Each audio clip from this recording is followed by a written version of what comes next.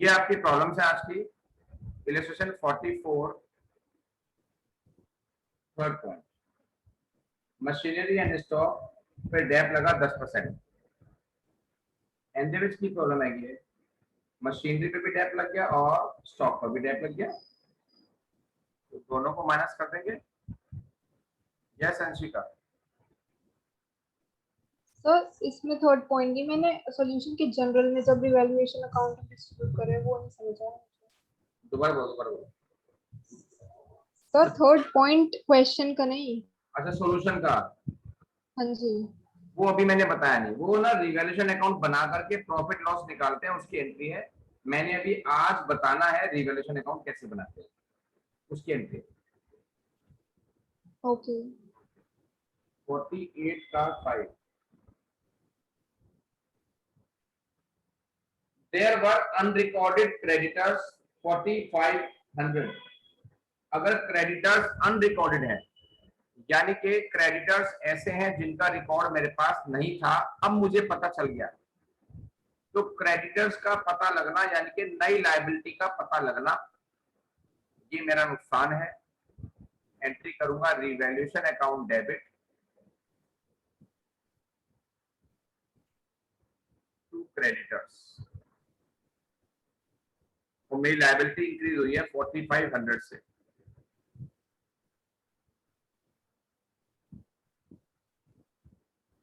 और इस वर्क में किसी को कोई दिक्कत हो तो बताएं।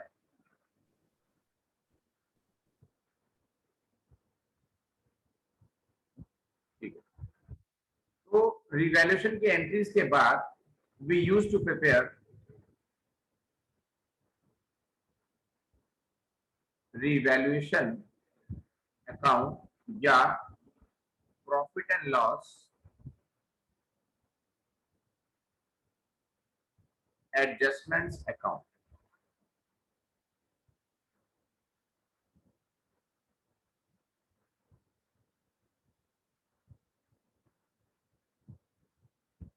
ये जर्नल, देखो अकाउंट का मतलब है लेजर का पोर्शन, तो जर्नल टू लेजर जो रूल चलते हैं वो वही रूल चलते हैं बेटा जो आप सीखते आए अब तक, जो आपने अब तक सीखा है। जिन जर्नल एंट्रीज के अंदर रिवैल्यूएशन अकाउंट डेबिट है, वो रिवैल्यूएशन अकाउंट के डेबिट साइड में ही आएंगी। जिसमें रिवैल्यूएशन अकाउंट क्रेडिट है वो क्रेडिट में आएंगी। और रिवैल्यूएशन अकाउंट डेबिट उन चीजों में था जो आपके नुकसान थे, यानी एसेट्स की वैल्यू अगर कम हो गई तो इधर आएगी टू करके, लायबिलिटी की वैल्यू अगर बढ़ गई तो इधर आएगी टू करके,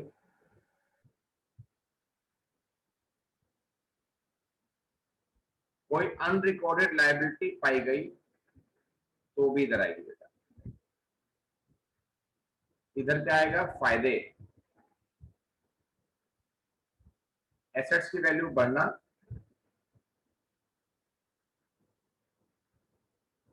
लायबिलिटीज की वैल्यू कम होना,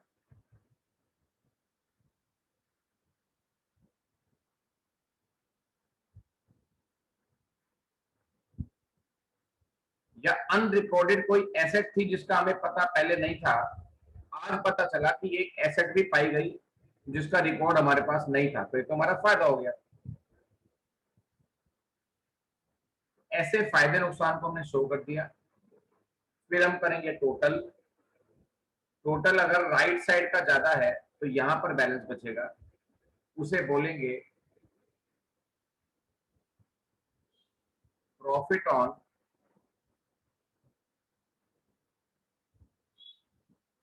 रिवैल्यूएशन। और माना कि दो लोग हैं, हमने एज्यूम कर लिया बेटा कि दो पुराने पार्टनर्स हैं ए और बी, उन दोनों के ओल्ड रेशो में ये प्रॉफिट हमने डिस्ट्रीब्यूट कर दिया।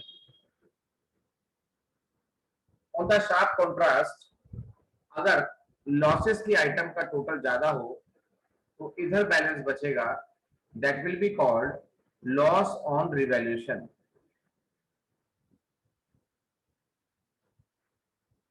ए B old ratio same way बेटा। ये रिवैल्यूएशन अकाउंट का फॉर्मेट है, प्रॉपरली इसको नोट करें बेटा।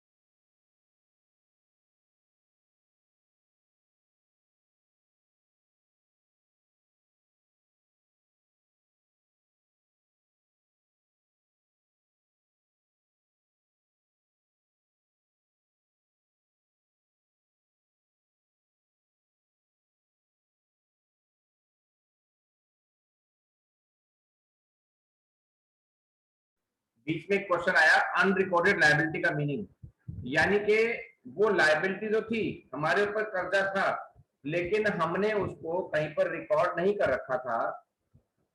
जब हमने डॉक्यूमेंट्स पूरे खंगाले, पूरी जांच करी, तो पता चला कि ये पैसे भी हमने देने हैं, यानी कि एक ऐसी लायबिलिटी जिसका रिकॉर्ड मेरे पास पहले नहीं था, अब मुझे पता चला है तो मुझे वो पैसे भी चुकाने हैं। तो एक नई लायबिलिटी का पता चला है जिसका रिकॉर्ड मेरे पास पहले नहीं था, ये इसका मीनिंग होता है। जो मैंने अभी कराया ना बेटा, ये 48 का फिफ्थ, ये जो है क्रेडिटर्स अनरिकॉर्डेड थे जिनका पता हमें अब चला, सिंपल सी बात है।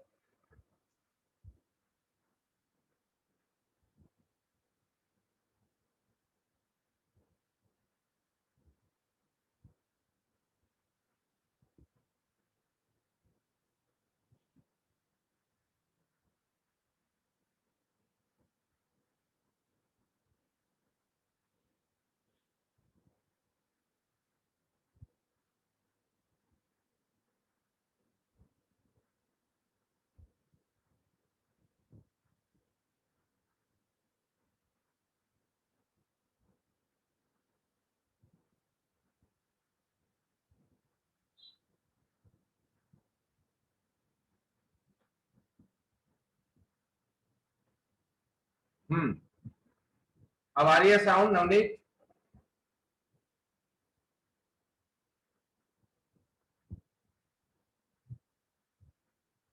ठीक है बेटा, अब रिवर्सल अकाउंट का फॉर्मेट आपने बना लिया। कुछ क्वेश्चन सॉल्व करते हैं रिवैल्यूएशन से रिलेटेड। जो दो क्वेश्चन मैंने आपको दिए थे 44 एंड 48 इलस्ट्रेशन, उनके अंदर भी आप रिवैल्यूएशन अकाउंट बना लेना और चेक कर लेना, कोई प्रॉब्लम है पूछना। हाँ, और जब हम रिवैल्यूएशन अकाउंट बना लेते हैं, दो जर्नल एंट्री और निकल के आती है, या तो प्रॉफिट हुआ या लॉस हुआ। देखो चार एस्पेक्ट हमें मिल गए। तो एक एस्पेक्ट तो ये है जिनके कारण हमें नुकसान हुआ, ये तीन चीजें। एक एस्पेक्ट ये हो गया जिनके कारण मुझे फायदा हुआ। दूसरा, तीसरा एस्पेक्ट कि इसका जो रिजल्ट है वो प्रॉफिट है, थर्ड हो गया। और फोर्थ एस्पेक्ट हमने लिया कि इसका रिजल्ट अगर लॉस होगा। तो चारों एस्पेक्ट की अलग अलग एंट्रीज पता होनी चाहिए।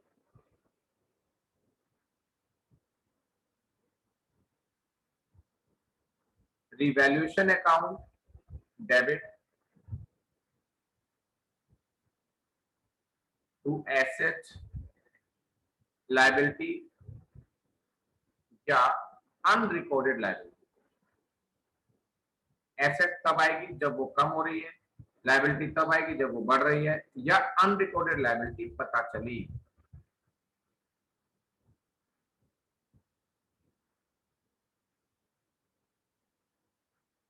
सेकंड, फायदों में एसेट इंक्रीज या लायबिलिटीज डिक्रीज या अनरिकॉर्डेड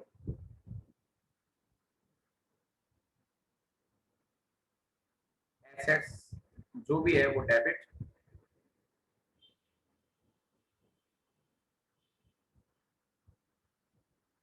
टू रिवैल्यूएशन अकाउंट। ये दो एस्पेक्ट है जिनकी एंट्री मैं बता चुका हूं ऑलरेडी, दोबारा बता रहा हूं। अब तीसरा एस्पेक्ट है प्रॉफिट। प्रॉफिट है इस साइड में, लेफ्ट हैंड साइड में। तो एंट्री बैठेगी revaluation account debit to to profit on revaluation, या revaluation account debit to A to B. Better यही है बेटा, यही कि रिवैल्यू का प्रॉफिट पार्टनर के अकाउंट में ट्रांसफर कर दिया। थर्ड एस्पेक्ट, अगर रिवैल्यूएशन में प्रॉफिट होता है तो revaluation account debit to A's capital account, B's capital account, दोनों के ओल्ड रेशियो में डिवाइड कर देंगे रिवैल्यूएशन के प्रॉफिट को, रिवैल्यूएशन के प्रॉफिट को, profit on revaluation.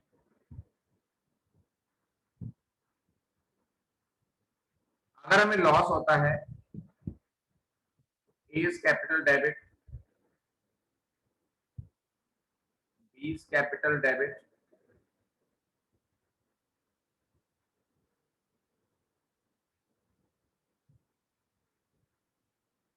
to revaluation account. यहाँ पर जो अमाउंट आएगी वो आएगी लॉस ऑन रिवैल्यूएशन की। तो रिवैल्यूएशन की कंप्लीट 4 एंट्रीज हैं जिनके रूल्स हैं ये, और विद अकाउंट्स आपको स्क्रीनशॉट भी लेना है तो स्क्रीनशॉट ले लो बेटा विद अकाउंट।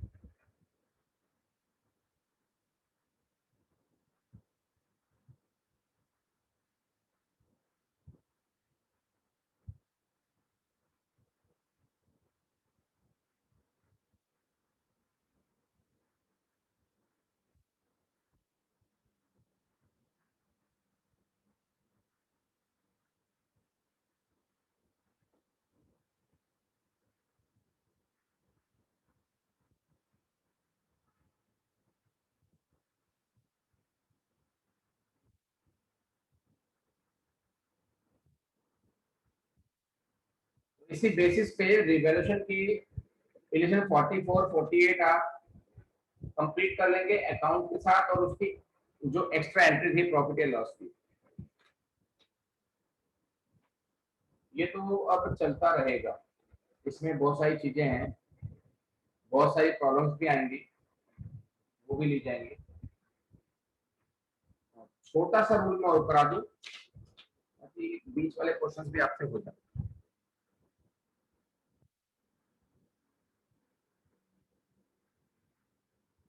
ट्रीटमेंट ऑफ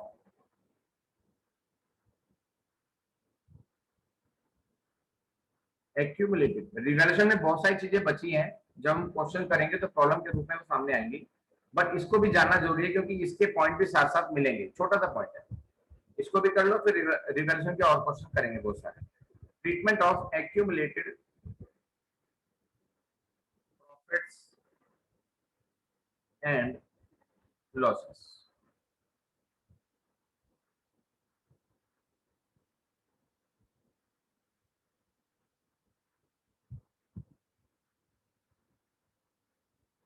पहले मैं ट्रीटमेंट बता रहा हूं,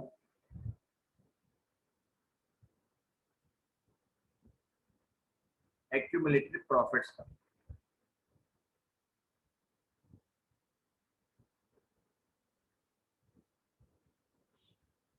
इसमें क्या क्या आता है? General reserve, profit and loss का क्रेडिट बैलेंस, रिजर्व फंड,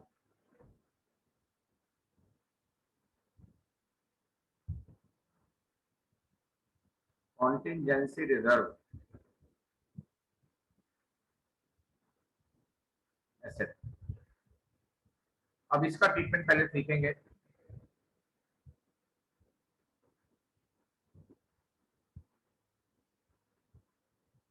इसके ट्रीटमेंट में 2 केस होते हैं बेटा, और ज्यादातर केस 1 ही यूज होता है। Case 1, if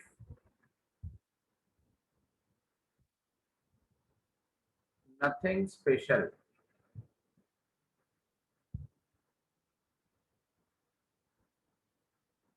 is mentioned about accumulated profit।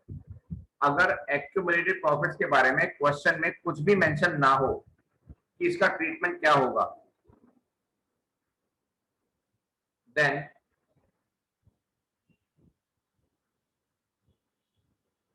these are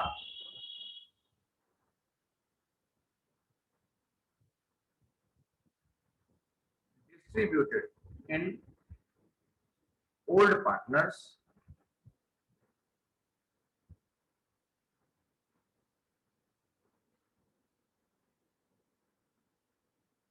between old partners in old ratio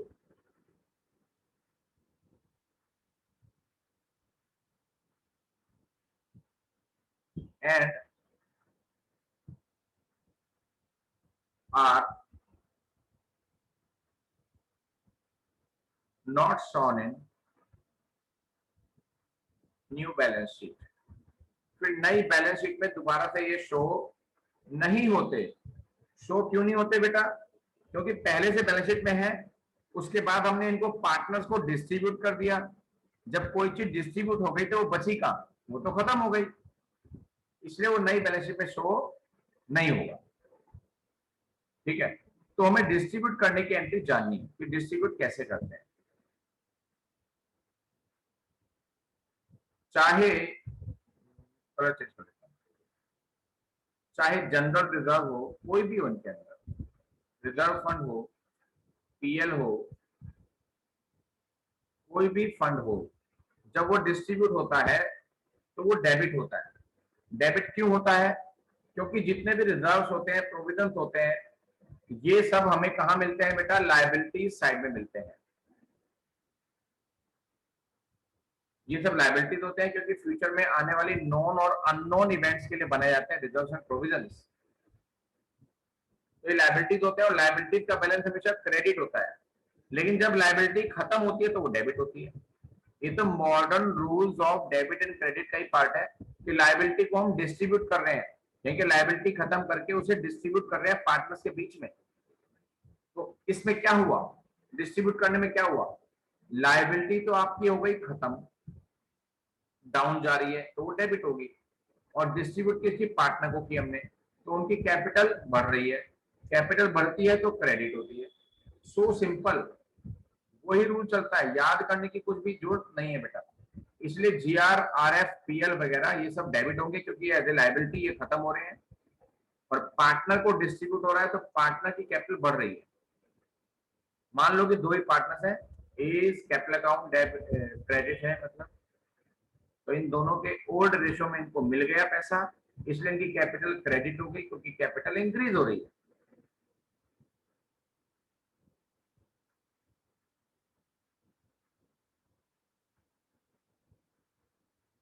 note करो बहुत अच्छे से, रूल स्पेशल है लेकिन छोटा सा है।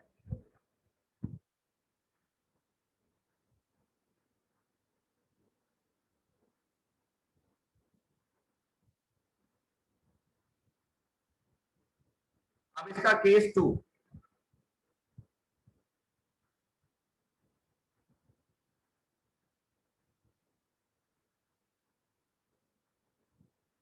केस 2 ये है, मैं इन एक्यूमुलेटेड प्रॉफिट के एग्जांपल्स में से एक एग्जांपल लेता हूं जनरल रिजर्व का, उसी को लेके चलता हूं। ये रूल सब पे अप्लाई होगा एक्यूमुलेटेड प्रॉफिट के आइटम पर।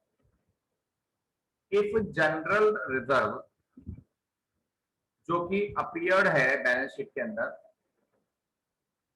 Appearing eight ₹30,000 will be shown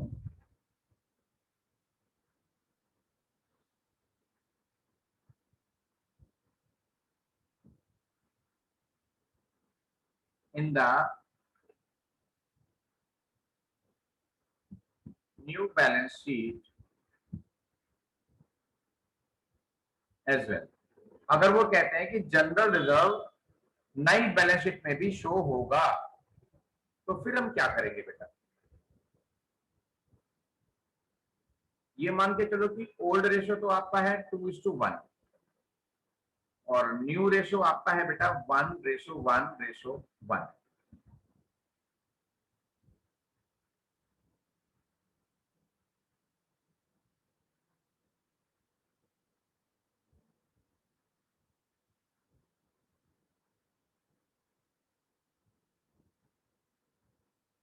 ठीक है, अब हम पार्टनर वही थे, पहले ए बी थे और उसके बाद कौन आया? सी आया।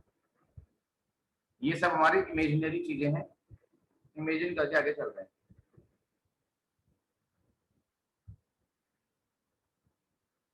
तो इसमें हम क्या करेंगे? पहले जनरल रिजर्व को डिस्ट्रीब्यूट करेंगे। डिस्ट्रीब्यूट तो वैसे ही होगा जैसे हो रहा था पहले भी, जनरल रिजर्व अकाउंट डेबिट, पैसा किसको मिलना है? ए और बी को।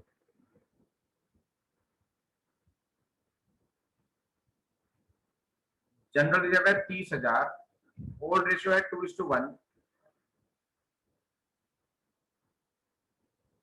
तो 20,000 और 10,000 ऐसे मिल गया, ठीक है, डिस्ट्रीब्यूट तो करेंगे। फिर वो कह रहे हैं कि will be shown in the new balance sheet, तो इसका मतलब यह है कि जीआर जो है नई बैलेंस शीट में भी शो होगा। तो कैसे शो होगा, यानी कि जीआर को दोबारा से जनरेट करना पड़ेगा। जीआर यानी कि जनरल रिजर्व, मैंने ऊपर बताया कि रिजर्व एंड प्रोविजन जितने भी होते हैं सब लायबिलिटीज का पार्ट होते हैं, और लायबिलिटी जब जनरेट होती है तो वो क्रेडिट होती है, तो जनरेट करने के लिए जीआर को क्रेडिट करना पड़ेगा।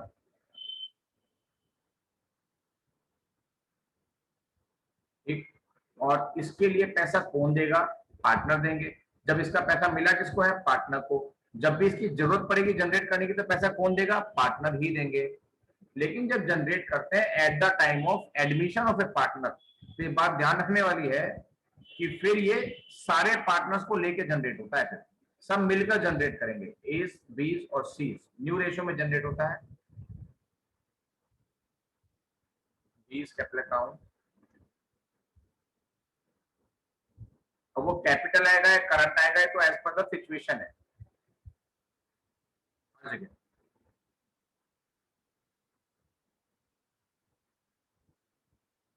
न्यू रेशियो आपका 1:1:1 है।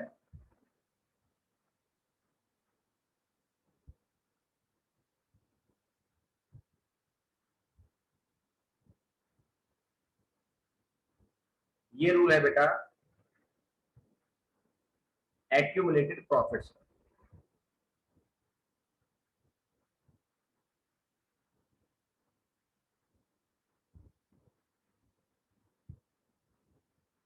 पूरा दोबारा आपको स्क्रीनशॉट लेना है पूरे रूल का।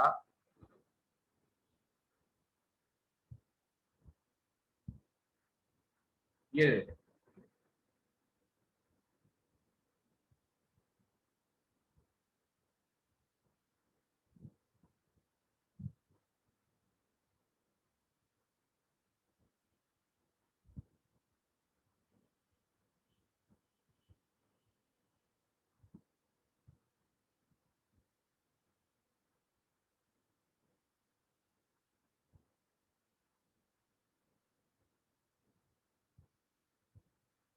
अब आए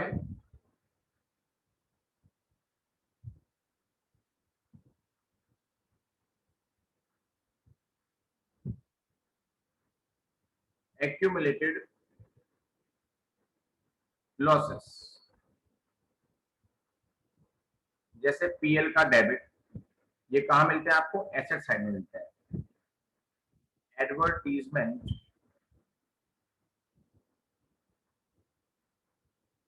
सस्पेंस अकाउंट, एसेट पर। इस तरह की चीजें कहां मिलेंगी, these are found in asset side. अगर बैलेंस शीट मिलेगी तो ये पक्का एसेट साइड में ही मिलेंगे और कहीं इसकी कोई प्लेस नहीं है। तो ये होते हैं एक्यूमुलेटेड लॉसेस। इनको डिस्ट्रीब्यूट करने का तरीका बिल्कुल जस्ट रिवर्स होता है। लॉसेज अगर मैं पार्टनर को दूंगा बेटा तो उनकी कैपिटल तो कम हो जाएगी, क्योंकि कैपिटल में क्या डाल रहा हूँ, लॉस डाल रहा हूँ। और इनमें खाली एक ही ट्रीटमेंट है, क्योंकि लॉसेज को तो सबको राइट ऑफ ही करना है। तो लॉसेज को खत्म करने की एंट्री पीएल हो या एडवर्टीजमेंट सस्पेंस हो, ठीक है ना, ये हमारे एसेट साइड में है। इसका मतलब ऑलरेडी क्या है, ये डेबिट है। अब इनको मैं खत्म कर रहा हूं तो क्रेडिट करूंगा टू पीएल या एडवर्टीजमेंट सस्पेंस। तो डेबिट में कौन होंगे, पार्टनर्स होंगे बेटा। ठीक, कैपिटल या करंट सिचुएशन जो भी होगी,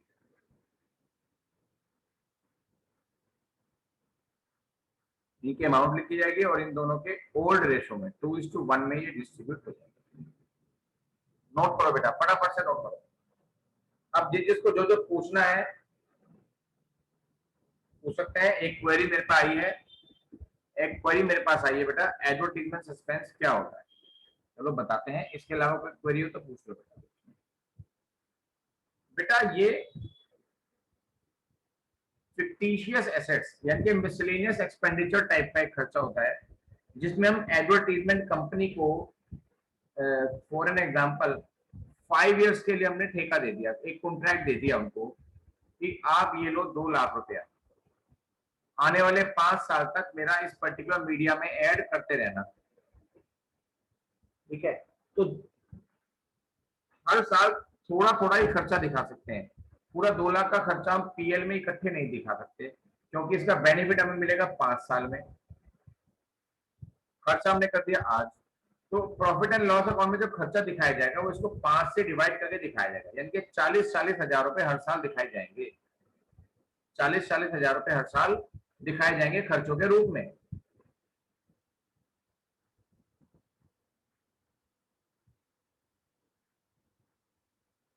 ठीक है ना। तो जैसे 2 लाख आपने खर्च किए, लेकिन आपने पीएल में दिखाए 40,000, तो बाकी बचे 160 कहां चले गए, इनको दिखाया जाता है फिर एसेट साइड में। ये ऐसे खर्चे जो हमने दिए तो दिए, लेकिन उसका बेनिफिट हमने अब तक नहीं लिया। बोलो जय। सर एक बार कॉन्टीजेंसी रिजर्व भी बता देना। वो जीआर का दूसरा नाम समझ लो, जनरल रिजर्व का दूसरा नाम है। ठीक है। हाँ, अचानक से कोई खर्चा आ गया, उसके लिए पैसा जोड़ दिया, कि जहां से कोई लॉस ना आ जाए, कोई झटका ना आ जाए, तो पहले से पैसा जोड़ के चलना।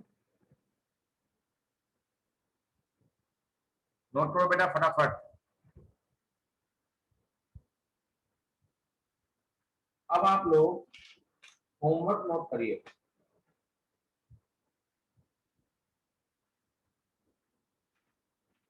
होमवर्क में आपको क्या करना है, पहले मैं ये लिख दूं, फिर आपको बताता हूँ कौन कौन से लेसन है। एक तो ऑल एंट्रीज, जर्नल एंट्री कोई छोड़नी नहीं है।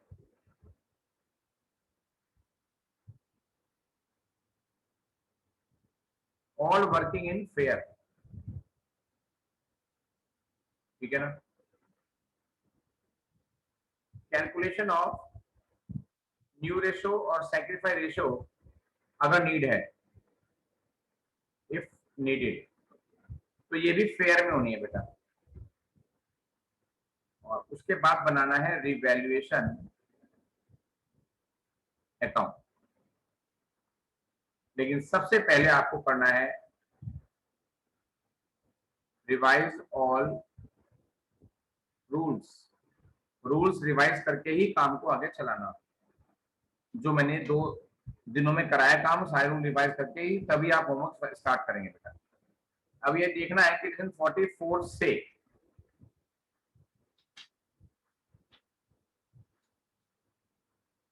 क्वेश्चन में कुछ और डिमांड है तो वो आपको नहीं करना, आपको यही सारा काम करना है।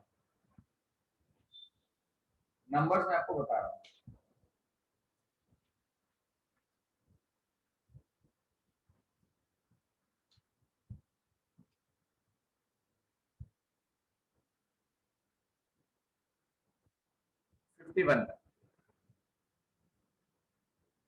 वो कुछ और भी डिमांड करेंगे कि पार्टनर्स अकाउंट बनाओ, बैलेंस शीट बनाओ, आपको कुछ नहीं बनाना, आपको ये सब काम करना है, ठीक है। बस आज इतने ही काम।